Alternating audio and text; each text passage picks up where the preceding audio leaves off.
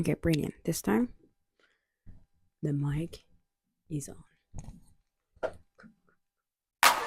Now we have cleaned the house, we have done the New Year's shopping, we have jumped through fire, and the only thing that we're waiting for is the arrival of the new year. History story time. New Year's, Nowrouz. Now, what is Nowrouz and where did it come from? No, as in the word no means new, Ruz means day. So Nowrouz technically and basically completely means new day. And it's the first day of new cycle in Iranian or Persian calendar. What is Persian calendar and where did it come from? In the 11th century, the beautiful man called Omar Khayyam, who was a polymath, created this calendar. Well, he didn't create it. By the calculations of the moon and the stars and the movement of the earth around the sun, he designed this calendar that was calculated properly with scientific stuff that I'm not very good at, and design this proper calendar. To see a beautiful, beautiful astrologer, is that a word? I think that's a word, said, let me read it. The first day of the official new year of the Persian calendar was always the day on which the sun entered Aries before noon. So the festivity of Nowruz has roots in Zoroastrian time that we still celebrate. It just has been cleaned and polished after Omar Khayyam redesigned. Can I call it redesign? Fixed? Properly made the Persian calendar. Let's go with that. Properly made the Persian calendar. So it's a very old celebration and it's marking the new year. It's exactly 1 year since the earth turned around the sun properly.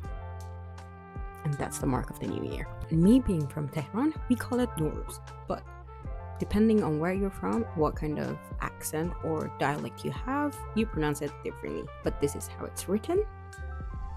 And it's called Nowruz, as in new day. End of history story time.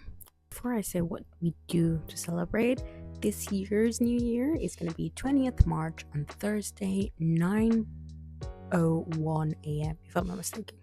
So it's that precise. It needs to be very, very precise. Thank you, Khayyam. Now, what do we do to celebrate it? We gather around as a family and we set up a table called Hafsin. What is Hafsin, you may ask? Let me show it to you. I'm going home, so I'm not going to set it up because I'm going to be home when the new year happens. So, Nowruz at home. Now, what is Hafsin and why do we call it Hafsin? Haft means a 7 and Sin is the name of this sound in Farsi. So we put 7 elements that start with the letter S. Now, why do we set up that table and why do we, what is it? Why is it the necessity of the new year? Each of them are a symbol of something. So they represent something for the new year. They go by Sabze, Samanu, Senjeb, Serke, Sib, Sir, and somar. So the 7 main elements, they need to be edible and they need to be in a way that could go back to earth, because the whole celebration is us celebrating earth and the mother nature and being grateful for it and saying hello, we're waiting. We are so very ready for the new year.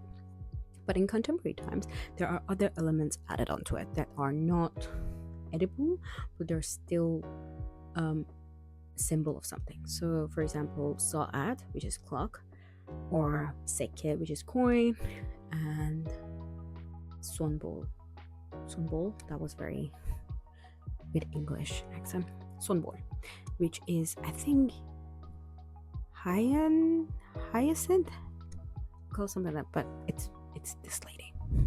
Back to the OG7. What are they and what do they represent? The first one, Sabze. It's homegrown in a dish.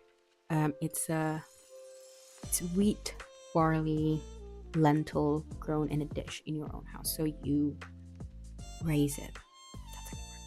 You raise it yourself and you get it ready for the new year. Nowrouz, it represents newness and life. Sorry, I had to read that.